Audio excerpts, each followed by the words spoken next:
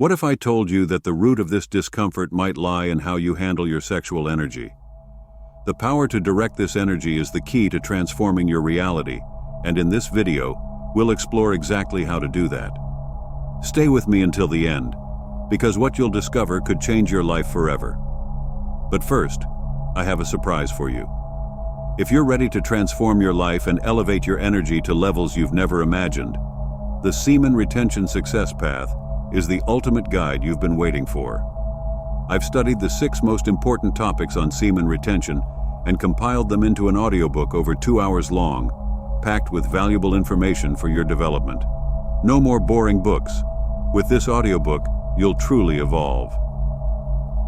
Get ready for a journey of self-discovery and personal growth that goes far beyond the conventional. Imagine unlocking immense vital energy, restoring your vitality, and achieving deep, lasting personal development. This audiobook is more than just a source of information. It's a master key that opens doors to a new level of fulfillment and success. In the video, the degenerative impacts of a sexually corrupted mind are discussed, along with how this mental virus can affect not only you, but also those around you, including your loved ones. By watching, you'll understand why sexual immorality is considered the second greatest sin, right after murder, as it metaphorically involves killing your own reality. The human body is compared to a crystal that projects an image into the external world, where this image reflects the world's conditions. Whenever an impurity is introduced into this crystal, the projected image changes.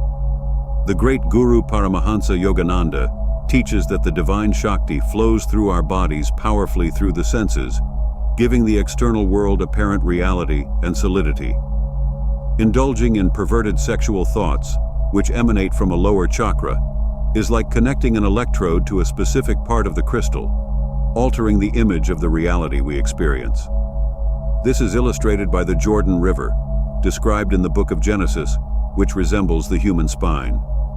When we indulge in immoral sexual thoughts or actions, our consciousness descends to the lower part of the body, associated with the Dead Sea, where the destruction of Sodom and Gomorrah occurred due to their sexual perversion and wickedness. The sage Vasistha said, "For those who have attained inner peace, the world becomes cold and calm, while for those consumed by inner desires, the whole world turns into a great hell." Sexual desire is the most disturbing of all desires, manifesting a dark vibration in the body, originating in the lower chakras, and creating an equally dark and confused external world.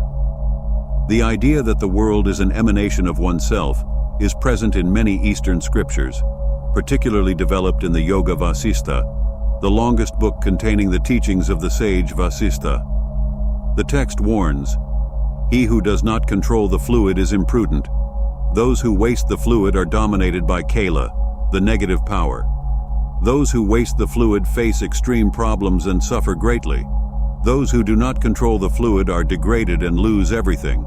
Those who do not control the fluid are sent to hell, not later, but here and now." With self-control, depression disappears.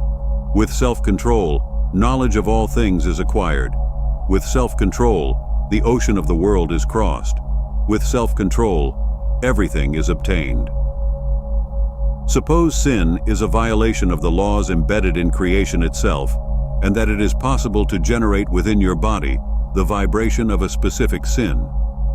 This vibration, like a black cloud, alters the images of the external world that you manifest. A man learns to recognize when he has disturbed his internal soil through sexual loss or excitement.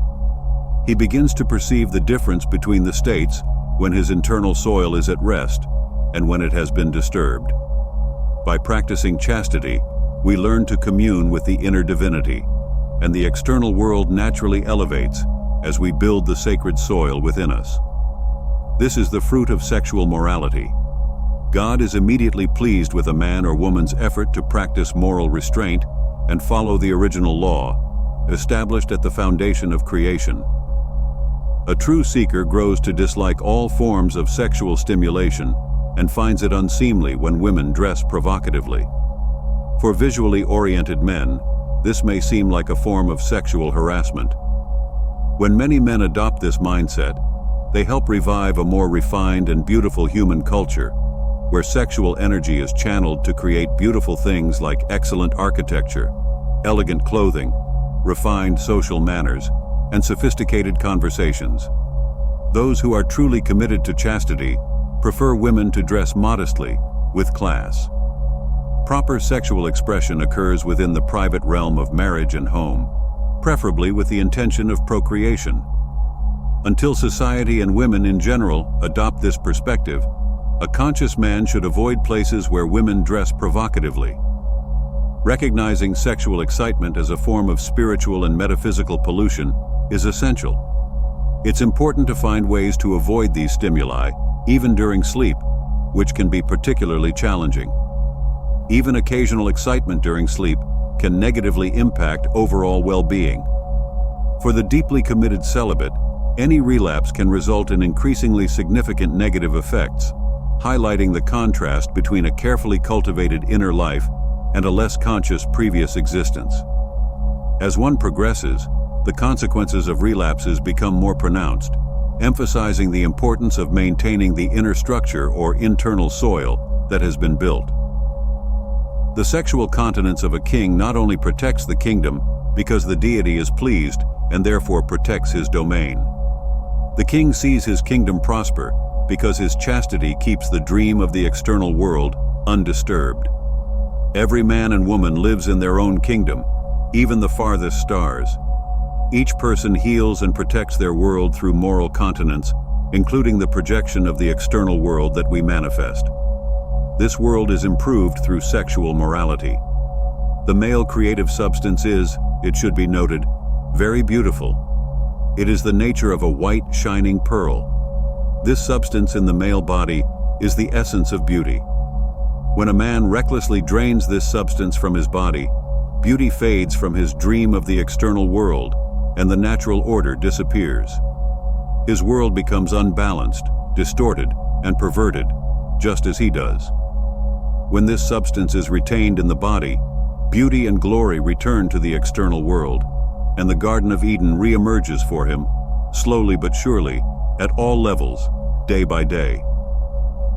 The preservation of sexual energy, except for procreation, is the foundation of civilized humanity and higher philosophy, or dharma. The inherent purpose of sex is the creation and complete development of a child by its own parents. Every child chooses its parents from the astral plane through natural karmic bonds. When we are not intentionally creating a child in a family context with its mother, we must store the sexual potential in the body, allowing it to belong to God. This results in the real elevation of the external world, as sexual energy is pure beauty and virtue. This practice accumulates beauty and virtue in the external world over time. By not abusing creative power, one avoids the fundamental sin that most alienates us from the Creator. Furthermore, the reserve of sexual potential in the body prepares the ground for deep contact with God, allowing one to experience and dwell in the pure being, consciousness, and bliss of God. This brings even higher transcendental vibrations into the body and reality. The great yogi Maharishi Mahesh wrote, "The self glorifies karma." The self refers to the pure being of God, and karma to the experience of the external world as a whole. The glorification of karma means that the entire karmic experience is enhanced when we immerse ourselves in the pure self. The sacrifice of chastity allows immersion in the pure being of God, which is perfect, flawless, and free from sorrows. As we deepen in this through the power of chastity, our body is divinized, and reality also changes. The creative energy retained by abstinence, when accompanied by spiritual practices, ignites a process of communion with God. Becoming celibate or practicing restraint assisted by meditation, for example, deeply aids in spiritual realization. That's why yogic and monastic paths require this practice. Even with good technique and devotion, to connect with the transcendental, one must be full of creative power or sexual energy. This power becomes the way you interact with the Creator. The internal soil, the pure energy or shen that accumulates in the body, becomes like the food of God. In old movies, villagers used torches with pitch or resin to create a burning light. This image can be compared to the spiritual journey, where the accumulated sexual energy serves as fuel that lights the spiritual path, allowing one to become a beacon of spiritual influence. The biblical parable of Christ about the three brides also illustrates this phenomenon, where one bride runs out of oil in her lamp and is left behind. In this context, the oil symbolizes sexual energy. This energy allows for a deeper interaction with the divine. The friction felt in meditation is like spiritual resistance, igniting a new spiritual being. The retained sexual energy makes a person more spiritually potent and capable of connecting with the divine. In deep meditation, one may experience a kind of spiritual intercourse with God, which can be exhausting and challenging. This process can be painful, as it involves being deeply penetrated by the divine presence.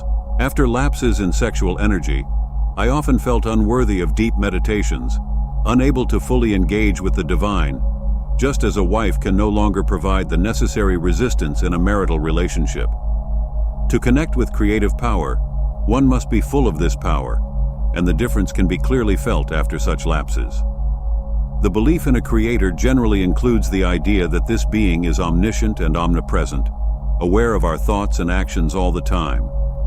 While this is generally accepted, some believe there are specific moments when the creator pays even more attention.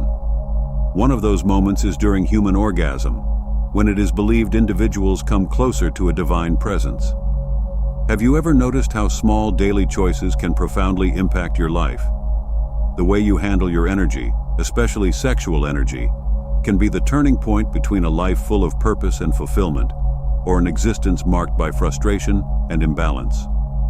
If you want to break out of this cycle of dissatisfaction and take control of your reality, now is the time to act.